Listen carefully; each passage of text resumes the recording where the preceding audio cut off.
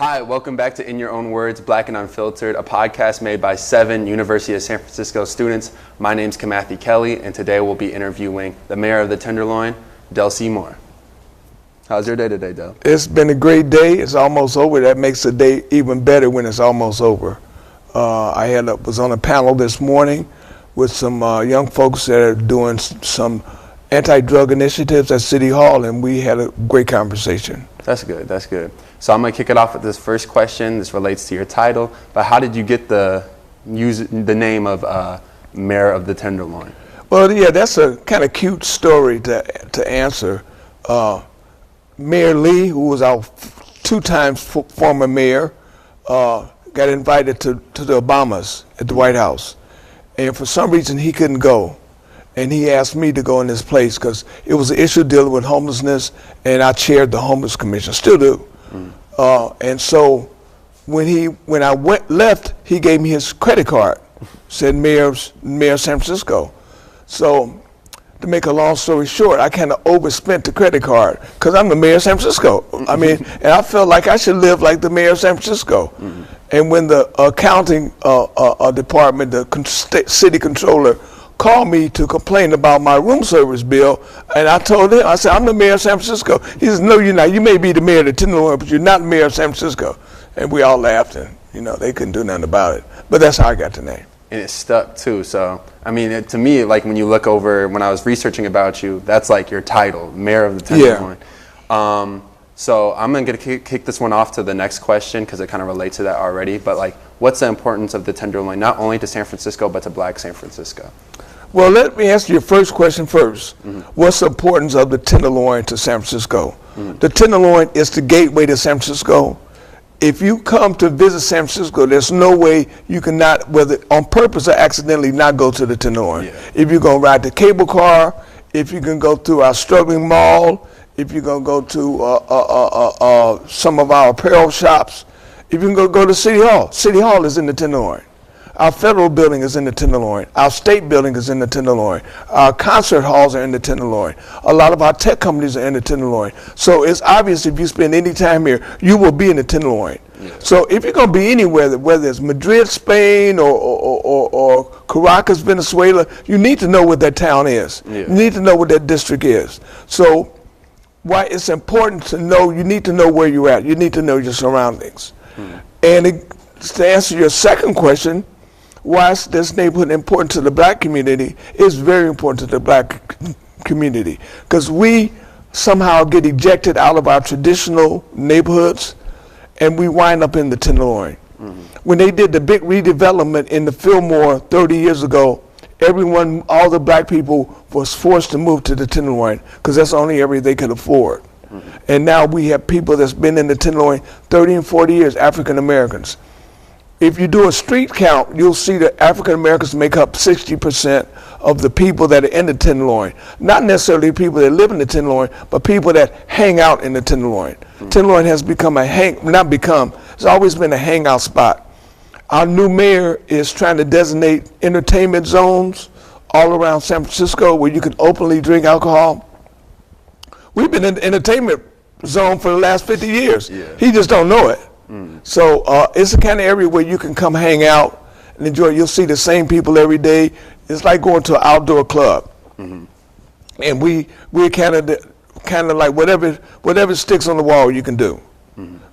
It's a very interesting neighborhood where racially diversity is unbelievable in the Tenderloin. Because when you drinking or get high with someone, you don't care what race they are. You don't care what gender they are. Most people in there, because of our social lifestyle, don't care who you are.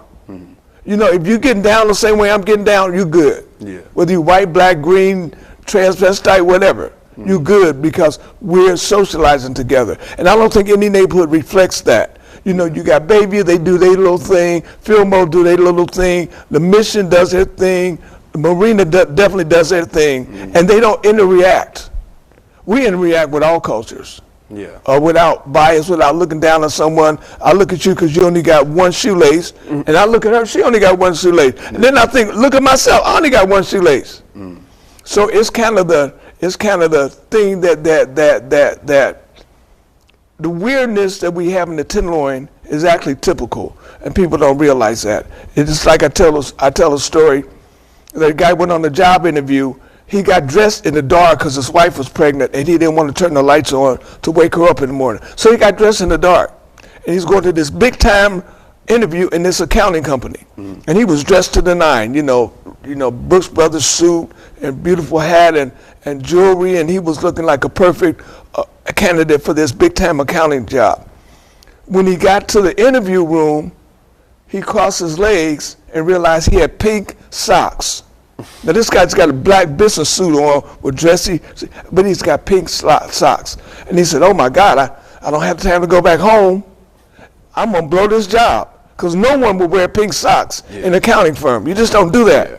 And so he was just depressed like heck, and they were calling people in one by one. And he just said, man, I just want to go home. I don't even want to go in that room.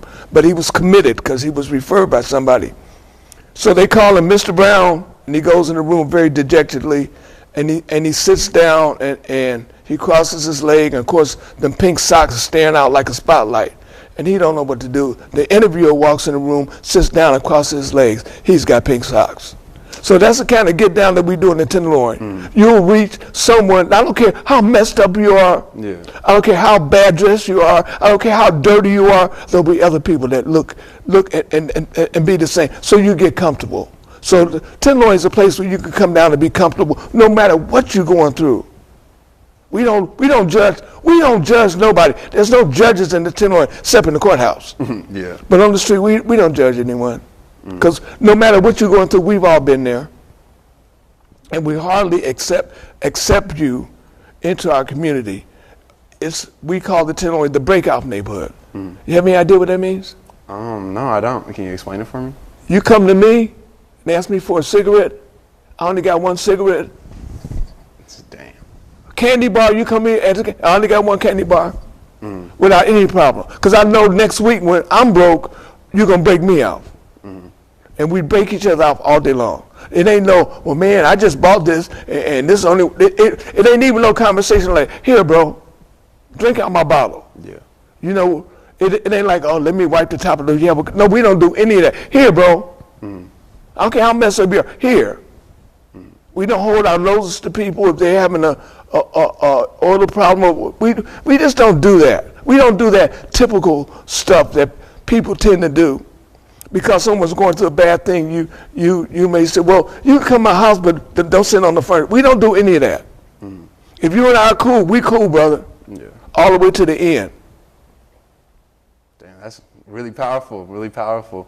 That kind of leads me to another question for you, though, is how did you get into the tenderloin? Because you're from Chicago, so how did you end up there? Well, my kids moved here to Oakland, and I was coming to visit every weekend. I was living in L.A. at that time. And my sister, who was taking care of my kids, says, you come up here every weekend, why don't you just move up here? And I didn't know anything about the Bay Area. I knew nothing about the Bay Area. Never heard of the word tenderloin. And one afternoon, I decided, let me drive over to San Francisco in my brand new car. Let me drive over to San Francisco and just, again, still didn't know anything about the tenderloin, and just look around. So I got off the freeway. I didn't know where I was. And I just drove down 6th Street, it turned out to be. And I parked. And I got out the car, and I said, damn, people live like this? I thought it was a movie set. I thought they were shooting a movie and got all these extras walking around buck naked and needles hanging out of their arms and tongue hanging out. I said, this got to be extras in the movie. I'm looking for the cameras. Never did find the camera until 8 o'clock that night, and I joined that movie. I became part of that movie for 18 years. That's powerful, dude. That really is powerful. I'm going to continue to the next one. It's like, how do you think the importance of the tenderloin also has its negative views as well? Like, how do you view the negative part of the tenderloin? Well, I can bring up, to me, to answer your question, there is no negative part of the tenderloin. We are who we are. Well, your negative is not my negative. Okay, my negative might be worse or better than yours. In this case, we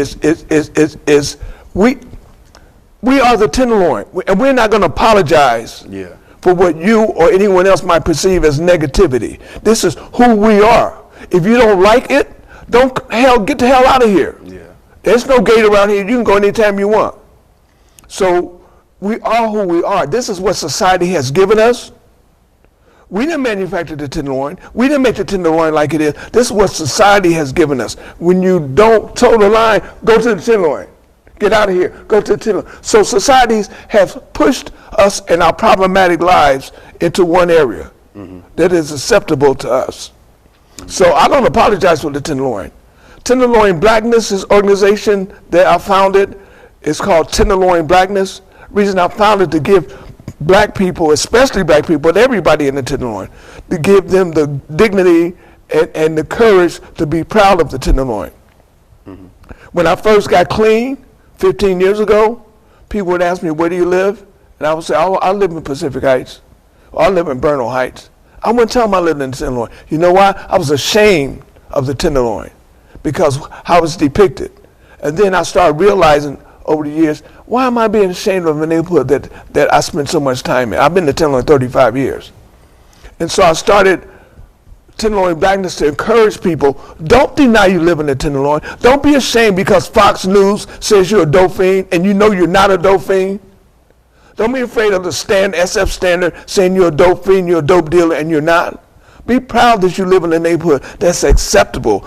People should be jealous of the Tenderloin, that we can get along with people. I can meet you in 5 minutes, I'm your best friend. Can't do that nowhere. In the marina, oh no, them hotty-toddy people, oh no, with their nose up in the air. We don't do any of that. We take people who they are and we help people out because in most cases, if you come to me with a situation, I've been there before. And where that person may come to you and say, hotty-toddy, you don't have any idea what they're going through. I do, because I know exactly what they're saying. So it's a neighborhood that we're very proud of. We're proud that we can go to bed and sleep at night, not having no guilt trips about who we are. We don't, some of us don't deal with our families, and that's voluntary, that our families are so judgmental and screwed up. We don't want that baggage. And we don't have no guilt about that. You know, and I tell people all the time, when they get clean, I give talks all the time like this. If someone's standing in your way, your mama, your daughter, your brother, your father, your cousin, leave them alone. You ain't got to deal with it. Well, that's my dad. No, you don't got to call him. If he's a problem in your life, if he's a barricade in your life, if he's a hater in your life, you don't need to be around a hater. I don't care if it is your damn father. You're not going to be able to get your life together until you can get around that, because you lay in bed all night thinking, why don't he accept me? Why don't he love me? Why don't he call you? Screw him. Work on your life. You can't go around being dependent on someone loving you who ain't never going to love you. Because they got that thing about they don't understand, a lot of them to their benefit don't understand drug addiction. They don't understand that drug addiction is not a matter of choice.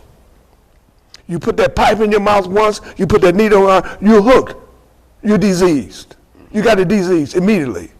And it's like, you can't come here and tell me if I had cancer, hopefully I don't. You can't come here and tell me, Dale, get rid of that cancer. How can I get rid of cancer? Just like you can't come here and tell me, get rid of that cocaine addiction. I can't. It's a disease. And just because your dad don't understand that, he thinks you can just stop. I wish we had the ability to just stop. I would have been cool. I would be governor of California by now if I could have stopped those 18 years. You can't. People, professional basketball players who are depending on $50, $60 million a year, they can't stop. So how the hell do you think I can stop? True that. Dang, that was really powerful. I noticed when you brought up the Tenderloin Blackness, that also kind of connects to another thing I have for you is what's like the programs you funded or programs you're a part of, like Code Tenderloin and other ones like Tenderloin Blackness mean to you and like the importance of it in the community? Well, there's not many programs that deal with all the facets of life I deal with. So the number one thing I deal with is workforce development. Number two, and not in order, but just out of order, homelessness.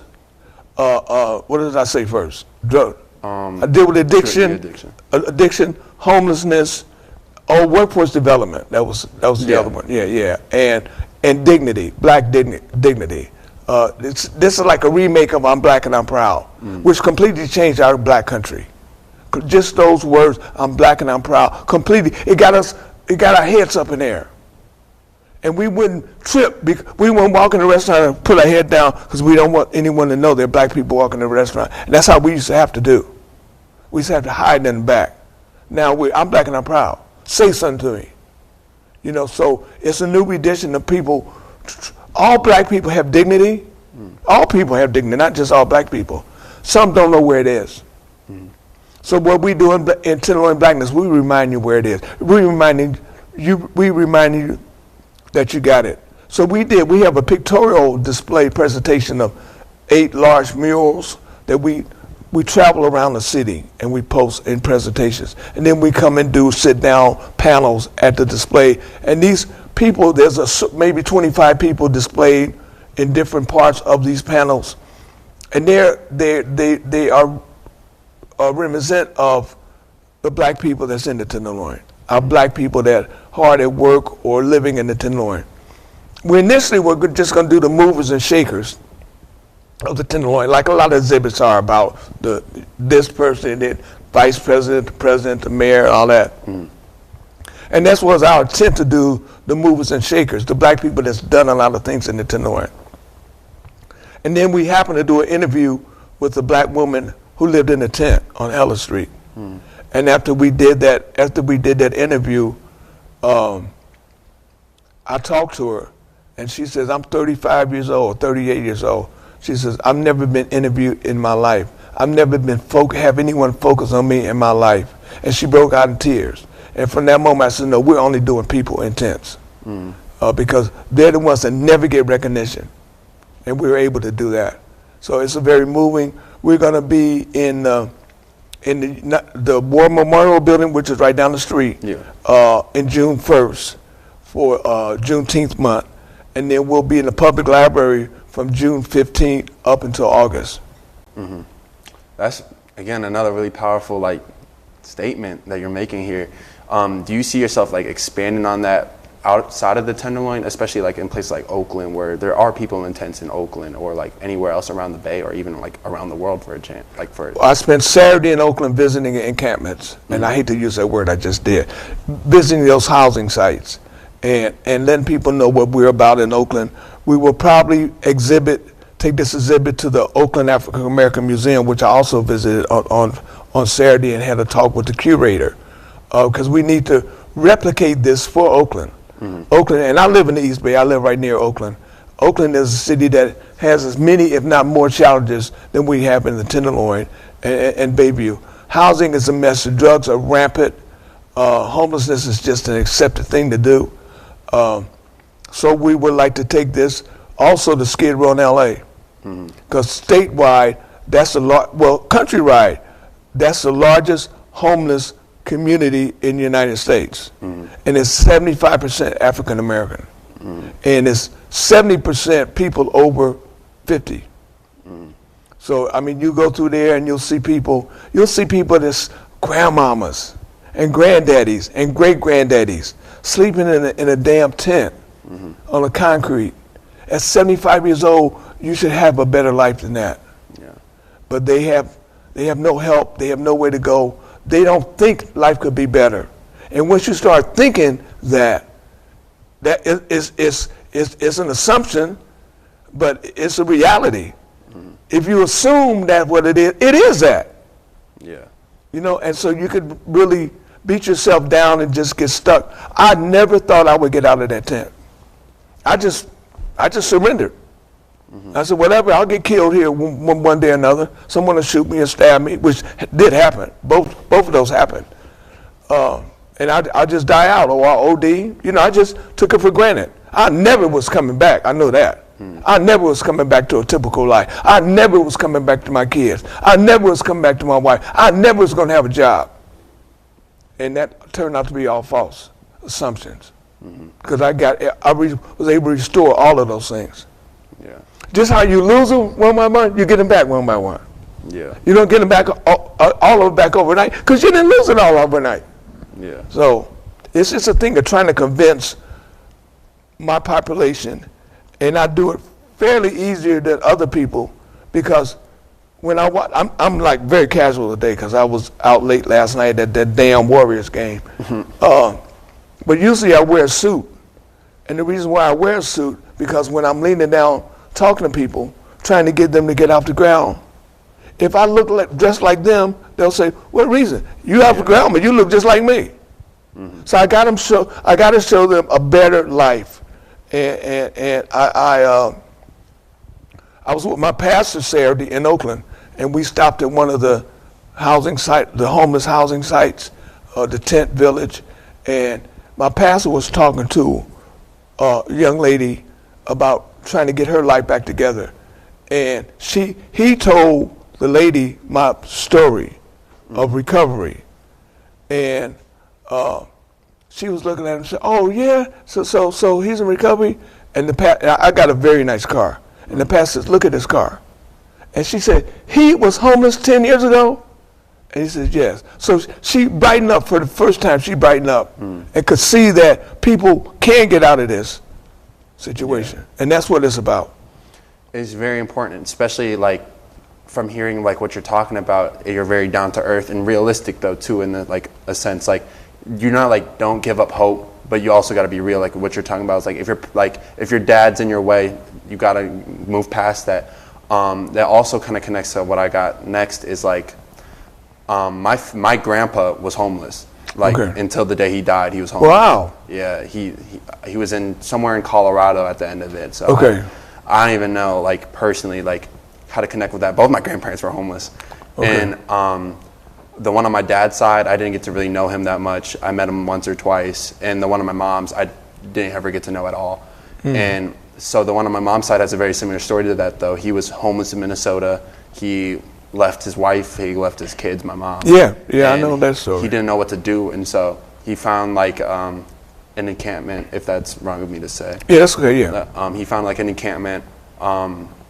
Then he was like, I don't want to live in the city, and so he booked it with like as much stuff as he could to the woods. And then Minnesota, very it's a woody place, yeah. And so he booked it to the woods and was living out the woods for a long time, and it ended up to a point where he was able to start helping other homeless people like get like a standing for themselves, and it ended up working so well that he started, I forget what the company's called or the organization, but he was able to work with some people to get more and more homeless people out of homelessness. And I never got to meet him before, but like in like 4 years ago he died. And my mom hasn't seen him ever since. Like she hasn't seen him since my sister was born. My sister's 30. Wow. And so again, like he dies, the police show up to our door, and the guy's like, "Are you?" I forget his name's daughter, and my mom's like, "Yeah." Yeah. And I'm in like because I go to answer the door, and I'm just like I don't even know what to happen, I don't know how to feel, and so they give us all his stuff from his house because he was able to get back rehoused, and he had a big like picture, like I'm talking like as big as like a mural in his house about like with like a bunch of other homeless people like that he was able to bring out of homelessness fishing. And so I feel like a lot of people discredit like getting out of homelessness a lot, and it's like people again like if you're like want to be too cutthroat and not give anybody faith, you're like giving up on people, and that's not right. And people can easily be influenced by what they see. Like for you, example, presenting yourself nicely. That's like for some people that's inspiration to get better. Yeah. And so I think again that's just my own little personal connection to that with my grandpa that I was like never able to meet. But like I've been hearing stories just about like how strong of a person that like takes to be. That again I give you mad props for being like that's a great leadership skills and stuff like that. And back to kind of like the Tenderloin talk, what do you think about the gentrification that's happening in the Tenderloin? There's no gentrification in the Tenderloin. Really? Gentrification, the definition of gentrification has to include displacement. We haven't displaced one person. It has to include it. Now, as far as community improvement, we welcome the chrome and glass because we got most of our buildings are 1906, 1907. It's time to go. Yeah. They're done. they're worn out. They're done. They need to bulldoze 90% of the tenderloin. And we need chrome and glass like everybody else to be proud of it. Tired of them raggedy, rat-infested buildings they call SROs, single residence occupancies. They've done their job. They don't have bathrooms. There's one bathroom on every floor for 80 people. No one should live like that. And then they wonder why we are so depressed, why we go through so much, why we're drugging ourselves every day. You almost got to drug yourself to walk into one of them damn places. You know, so there's no gentrification issue whatsoever. Then that's a good way to put it, because I recently went to go pick up a bike from a Tenderloin-ish area, not really too deep into it, but like on the outskirts. And the guy who was living there was like a super rich like dude from Berkeley. Okay. And I go into like one of those high-rise apartments. Or whatever. The nice ones. Yeah, but like you go outside, it's really bustling. Like I would say that like kids come walking around like with the teachers and stuff like that, and just a bunch of people outside. But then when you go inside this dude's building, it's like calm, quiet, and like just like it doesn't feel like it should be there. Like that's why I think of it as gentrification. But if you put it that way, nobody has been displaced, and we need that mix. We need, you know, it's hard for us to go to City Hall because sometimes we don't have the know-how how to deal. We don't understand what going to City Hall means and what to do and what to say, and we're terrified of these big wigs. So we don't always, and plus, if you're living in one of those dwellings on the sidewalk, if you leave, someone's going to steal all your stuff. So you can't really leave. And so we need that guy, your bicycle guy, to be able to represent us as part of the Tenderloin. When he goes to City Hall, he knows the mayor. He knows the supervisor by name. Maybe went to school with him. Yeah. He can get a better insight than we can. So we need those type of neighbors. We need someone that has different experiences. We need someone that knows people at City Hall that can call the mayor on her cell phone or his cell phone. We don't have it. We don't have the mayor's cell phone number. Your guy with the bicycle, he has it. Dang. That also, I was just thinking about that though when you were talking about like, it feels like to me we're talking about this with like the difference between like LA and Minnesota, LA with Chicago. I feel like from what your explanation is, people there are more realistic, not like beat around the bush type of people. Like for example, if you go up to like, I'm not from here, so don't get mad at me, but like the Presidio area or something like that, or go to the more richly populated areas, people aren't really like authentic. They're not authentic. They're not authentic. So like, do you say the people in the Tenderloin are authentic? Oh man, maybe too authentic. Yeah. We don't beat around the bush. You know, if something's going on, if you're doing something improper, we will let you know. The safest neighborhood for kids in the United States maybe is the Tenderloin, because ain't nobody gonna let nobody do anything to a kid. You're not gonna look sideways at a kid. You will get beat to the ground.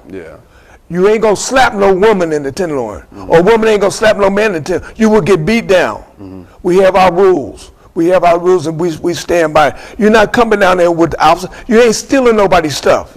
You'll get beat down, almost like the prison culture. You'll get beat down. You don't take nobody's stuff, especially from a man that don't have nothing, and you go and take something from him. No, you're not doing that in the Tenderloin. We'll beat you down, and you better not come back. So, as I told you how cordial we are, and so we got our other side too. You cross our line, you're gonna pay for it. I think that's very realistic. Again, like I want to kind of connect that to those like the sense of community. It seems very tight knit. Would you say the Tenderloin community is very tight knit, or like can somebody just come in there and have fun, or is it like just really close? It's tight knit as long as you go by our culture. Appreciate our culture, who we are. We don't down. Look at that girl over there. Look at that stain on it. We don't do that. If you start doing that, you're gone. You got to get out of here because you're judging. So as long as you can comply with our very simple culture, you're fine. We welcome you in. I would say this is kind of like another like kind of more soft-hearted question, but like, what is there to do in the Tenderloin? Like, what's like the appeal? Like, why are you there? Or, like, why would I go over there? Because you can go with a group of people standing on the corner, and you can walk right in that group and be part of that group instantly. It's no, hey, who are you? Where are you from? We don't do that.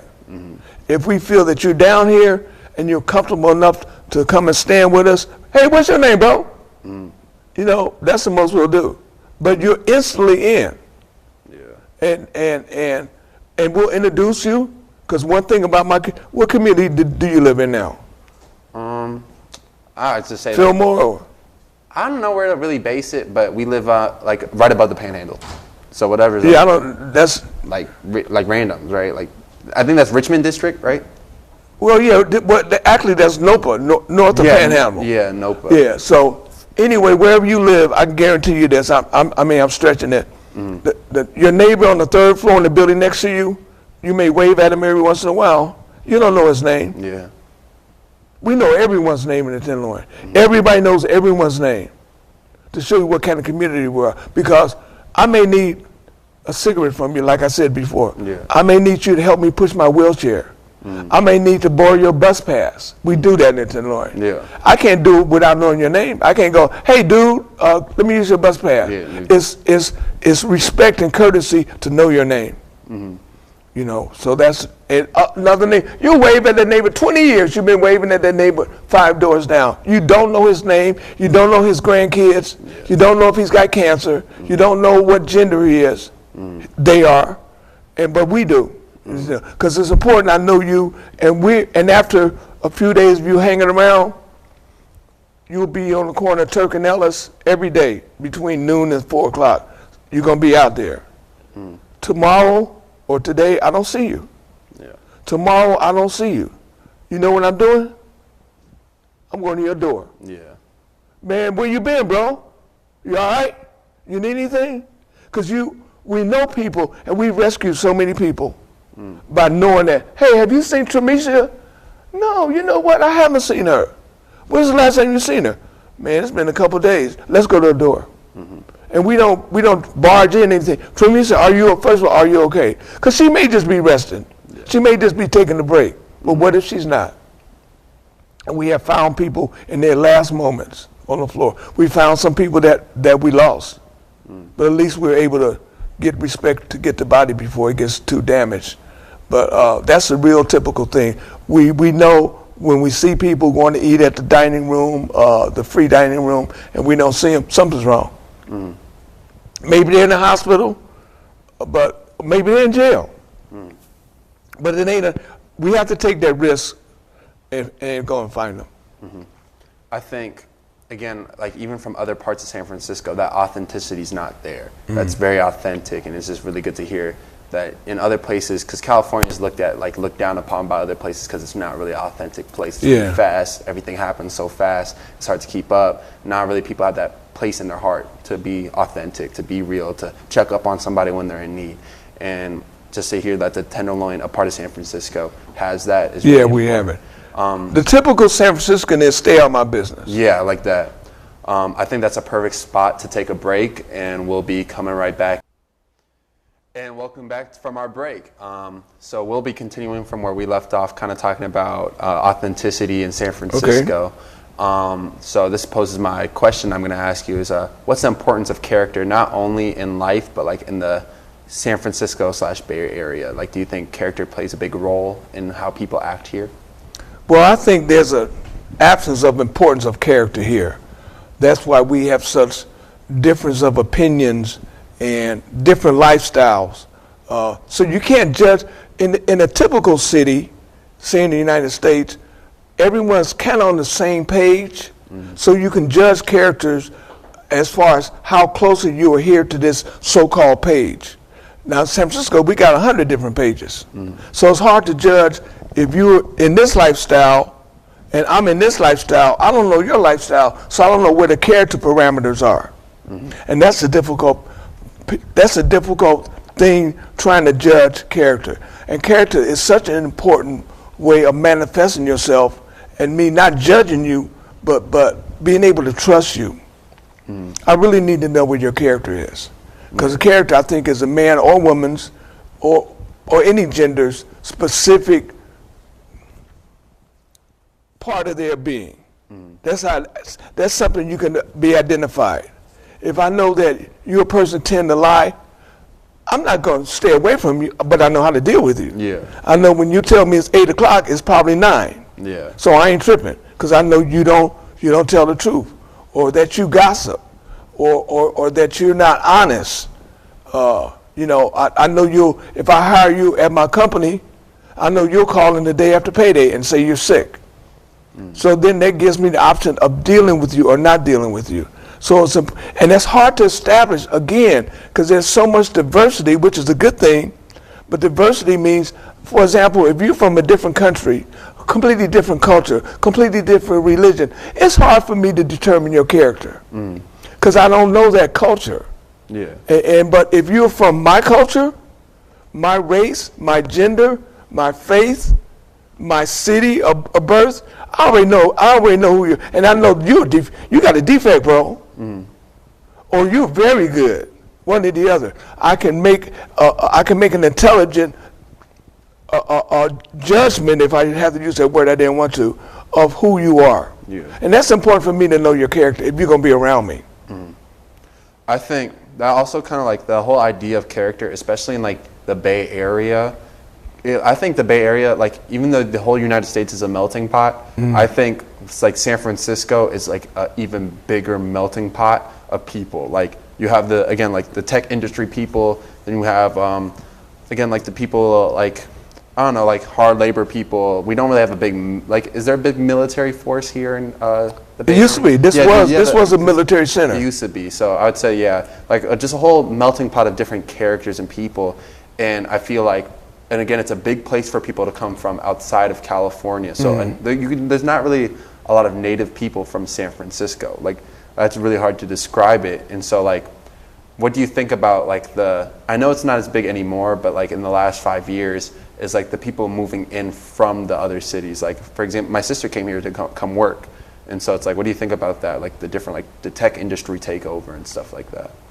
Well, the tech industry really never took over. They tried. And we make a big deal out of it. But again, they're just people. So I'm not comfortable with using the word melting pot. It's a pot, but it ain't melted. Ain't nobody, it's still, why do we have a Koreatown? Why do we have Chinatown? You know, why do we have the Castro? Why do we have Bayview, which are all individual, this is like Jim Crow. Yeah. They're individual, separate but equal, or whatever, but people tend to live around people that look like them and talk like them and dance like them. I'm sorry. Why do we have a mission district? This is 2025. In 2125, people are going to look back on our history and says, them nuts actually had a Chinatown and called it Chinatown. They actually had a Japantown. They actually had a Latino district called the Mission and was not ashamed to say, this is where all our Latinos live. Bayview, this is where all the black people live. On Stockton Street, North Stockton, this is where all the Chinese people live. And we're here, let's see, 60, 40, 75 years after the Human Rights Bill was passed, after fair housing was passed, and we still got a Chinatown. So this ain't no melting pot. As far as people coming newly into the Bay Area, especially San Francisco, they again tend to fall for this. Well, all the black people live in Bayview, I'm black, I guess I'll get me an apartment out there. I'm Chinese, so I'll either live up on Clement or I'll live on Stockton. We're still doing that. The Russians all live out in a certain part of the Richmond, or the Irish live in the Sunset. Yeah. This is Jim Crow. The bigger example than it was in 1960. There was some, but there you and I can get in the car right now and drive through the Sunset. Until it gets dark, we will not find one black kid playing basketball in this front yard. And you know why? There are no black kids in the Sunset. 2025. So don't talk to me about no melting pot, bro. That's powerful, man. Because, like, again, I've even noticed that you are right, like the terminology behind melting pot, if nothing's really melting. Like, nothing's really, like, meshing together, especially, like, coming from Minnesota. Again, I will even say this, too, is, like, we don't really have, like, the towns. We don't have Chinatown. We don't really have that. That's right. And so it's like more of a mixture. And like the places that are called that have everybody there. Like again, like that's exactly right. Yeah. It's more of a historical area, you know, where you can go and get Chinese food and go into Chinese shops. Historically based. There's no history in Bayview. That's just where all the black people tend to live and not worry about someone discriminating against them or talking behind your back, and you can feel more comfortable. People, I don't care what you call it about diversity. I'm the #1 guy in diversity. I've walked hand in hand with Martin Luther King. but people feel comfortable around people that look and talk like them. That's a fact of life. But I mean, it doesn't have to be like that. I mean, I live in a neighborhood. I'm probably the only black in my neighborhood, but that doesn't fester in anything. I didn't move there for that purpose, and it just happens to be. And I don't feel all my neighbors are white and Asian, and I go knock on their door if I need something. They knock on my door if I need something. It ain't even no thought of it being an issue. But I'm not in San Francisco. I live in another city. I don't know how that would work here. Yeah. I think that's very true, especially, again, coming from an outside point of view. It's like when you do go to Chinatown or you do go to like Little Italy and stuff like that, in a sense that's still like what you're saying, like Jim Crow. It's like people aren't really meshing together. It's just we're all here in one area and we're just sectioning stuff off to different people. And so it's like, it's especially weird coming from a different place that's not like as... And like, because again, like I'm from Minnesota, or I've been to different cities, like again, like Chicago. Chicago does have a Chinatown, but it's not like what you're saying. It's a tourist area. Yeah, it's a tourist. It's a tourist area. But yeah, when you see the Chinatown here, it's like, dang, it really is just like it is. It's like it's like going to China. I mean, people in San Francisco can work on the job all day together, 8, 10, 12 hours, and they're kicking it back and forth. They're having lunch in the cafeteria, but at 5 o'clock, she goes to Chinatown. The brother goes to Bayview. The Irishman goes to Sunset. They don't get back together until the next morning at work. So it looks good. It looks like a very diverse city. People on Muni together, but on BART. Now BART, you can look at BART. BART is a prime example. I don't know if you've ever taken BART, but you take BART to the East Bay. By the time the train gets to Coliseum, all the black people are gone, all the Latinos gone, and so there's only two cultures left: the Eastern Indian, Pakistani, and white folks. The white folks tend to get off in San Leandro, and then the Indian and Pakistani people go to Fremont and Dublin. So that shows you again the Jim Crow. Fremont has become a center for East Indian. And they feel comfortable out there. They got their places of worship. They got their restaurants. They got their food stores. And that ain't going to change. Yeah. And this is 2025. To me, it should not be like that. You said something like places of worship and stuff like that.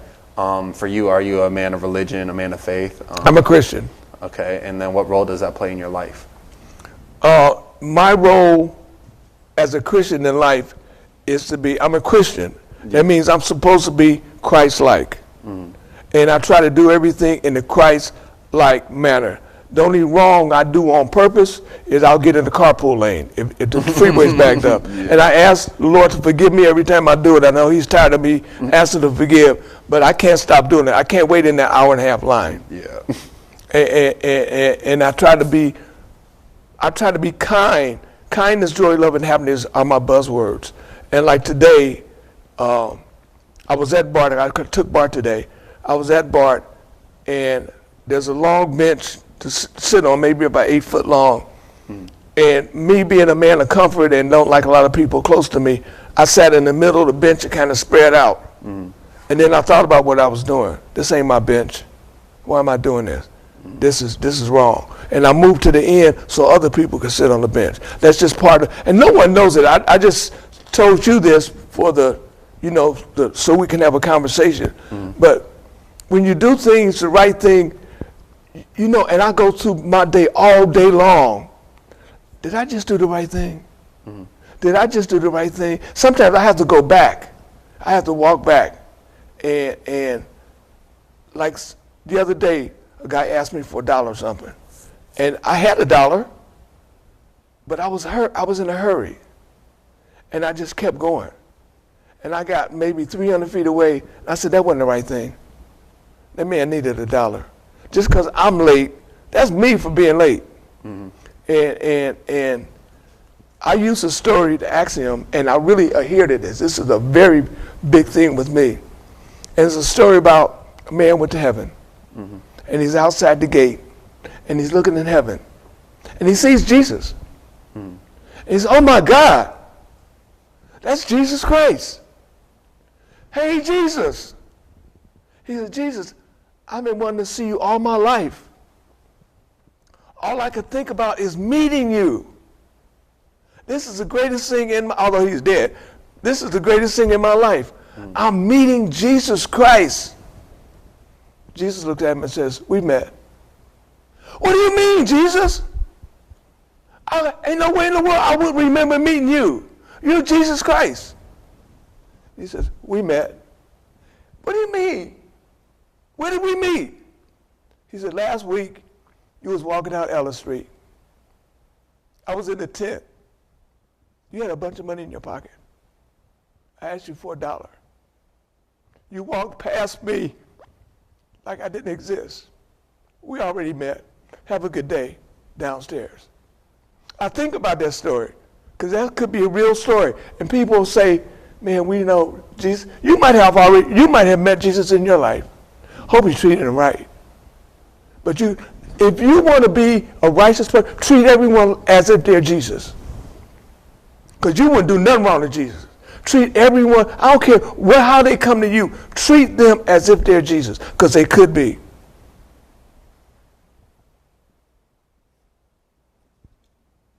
Damn, that is powerful. Oh my God. My dad has a very similar story to that too. He landlorded this duplex, and the people above would not pay the rent on time. And I'm like 17, so I'm like, Dad, why don't you just kick them out? Or you're already paying them low enough rent already. It's like, it's in a good area, you can just kick them out. And he's like, kind of like that. It was like, at least if they pay it, I have a little bit of money in my pocket to feed my family. Okay. And I'm like, but Dad, you could be making so much more money doing this or not doing this. But he's like, you know what? It's going to come back and get me one of these days anyways. And so he's like, he tells me about like all the wrongs he's ever done in his life. My dad's very religious. And he's like, he tells me about all the wrongs he's ever done. And I'm like, so it's like, instead like to pay back, he's like always does something nice. He always, again, like this duplex is a pretty nice duplex. And so he's like, again, the rent that he's charging is like, when it makes sense to me. Right. But then I'm like, when he like gave me the different point of view and the aspect to it, it's like, he's been in that situation before. You can't pay rent on time. He's been in this situation where you can't even have a house. And so it's like, it changed my view on life, especially because I was like, again, I'm pretty young.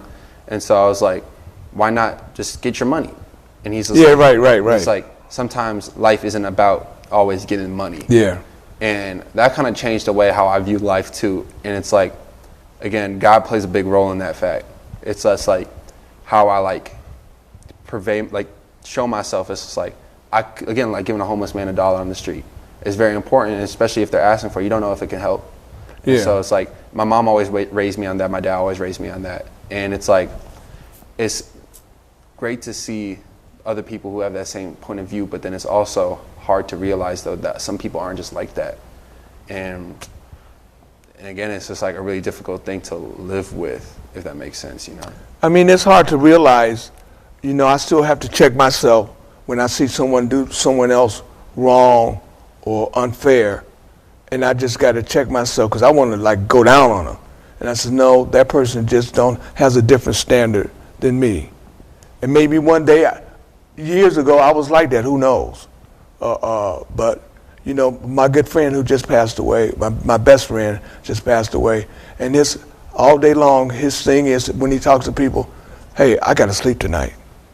I got to sleep at night. Well, why don't you just do this and charge them? No, because I got to sleep at night. That was his favorite word. And that tells it all. That tells all about a person. If they'll say something like that, you could. Yeah, especially on that. That's what my dad would say. He's like, I just got to sleep knowing I did somebody good today. Yeah, yeah. And again, I think this kind of connects to like this closing question though too. It's like, what advice do you have for young black youth, especially here in San Francisco, but again, around the world? That's a very short, simple advice, is that make your own, if you're grown, 18, make your own decisions. Mm-hmm. Don't let your dude make your decisions. Don't let your girl make your decisions. Don't let your mom make your decisions. You make your own decisions and own that decision. You got to own it, good or bad. You got to stay with it. Things go, life is seasons, and that's the one thing you young folks need to understand. Life is very seasonal. Your conditions, your living arrangements, your romantic relationships are seasons. Just like it'll get cold, sooner or later it's going to get warm if you wait. Mm-hmm. If things aren't looking well, ride it out. Like you do skateboard, ride it out. Ride it out because you made this decision to move in with this person. You made the decision to get this job. You made the decision to buy this car that's driving you crazy out of repairs. Ride with it. Own your decisions. Some of them will not be well. We got presidents of the United States that make bad decisions. So if you happen to make a bad decision, so what? But own it. Own it. And try to do better. You know, when you go on the job, a lot of people say, well, you know, you're going on the job with a lot of white folks on the job. You got to be better than them. I would never tell someone something as silly as that. You just got to be better than you were yesterday. You ain't got to be better than Connor or Bill. You got to be better than you were yesterday. You get up in the morning and look in the mirror, run your day back. Think about everything you did. Did I do this right? Did I talk to her right? Did I dress right? Did I respond to my boss right? And you know what we do as adults, and everyone does it, and I try not to do it. Life is like a car. You get in a car, you got that big ass windshield, 10 feet wide. You're looking at everything in front of you. You can see everything in front of you for miles and miles. And you know what you do? You get in that car and you look at that mirror, a 2-inch mirror. All the stuff you just ran over, all the people you just ran over, you looking at them. And you can't do nothing about it. You can't unroll over somebody. But you're in that car. Put that mirror down and look at that windshield. Look for tomorrow. Look at what you can do on this next block and the next block and the next block. Leave that mirror alone. And that's what we tend to do in life. We get these guilt trips about you made a mistake. You used too much alcohol and got into a wreck. You know, you busted the ceiling in your apartment, clowning around, joking around. You know, you got into a fight with your boss and got fired. That's in the rearview mirror, bro. Look in that windshield. Plenty of jobs out here. Plenty of girls or guys out here you can get with. But they're in their front windshield. They're not in their mirror. So leave that mirror alone in life. And I'm just using the metaphor, an example. Leave that mirror alone. You can't do nothing about it. You can't do nothing about it. You made a mistake. So what? Let's try not to make a mistake in the next few blocks. Look in that mirror. Look at that windshield and see how it's going. And you got opportunity. There's opportunity in that windshield. Ain't no opportunity left in that mirror. That's yesterday. Leave yesterday alone. That was really good. That was insane. That was a perfect way to close it out. Thank you for coming on this episode of In Our Own Words, Black and Unfiltered. My name's been Matthew Kelly, and this has been Del Seymour. Thank you a lot for coming on. God bless you, brother. Thank you. Thank you so much.